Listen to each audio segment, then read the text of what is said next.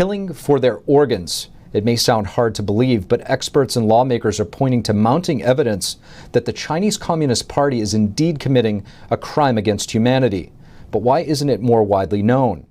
My scalp finds its way cutting his skin. Blood can be seen. It implies that his heart was still pumping blood, and his body was struggling. He was alive. That's Chinese surgeon Enver Toti recalling to lawmakers his former role in China's lucrative practice of harvesting organs from prisoners of conscience. Thus, we see religious dissidents targeted for harvesting. First and foremost, the Falun Gong. A House panel on Thursday examined evidence pointing to a large-scale state-sanctioned practice of forced organ harvesting in China.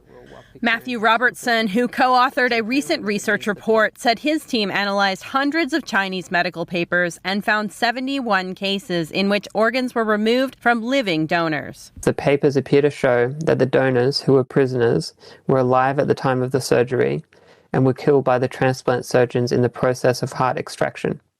And the unusually short waiting time for organ transplants in China points to the same conclusion. Waiting times were advertised in weeks and days, suggesting that a pool of blood-type donors was available for execution and organ harvesting on demand. Beijing claimed that their organs come from voluntary donors. But a London-based People's Tribunal in 2019 concluded that China continues to forcibly harvest organs on a large scale, with Falun Gong practitioners being the main target. And we tested both the factual evidence and then the legal factual conclusions on the strictest basis, proof beyond reasonable doubt.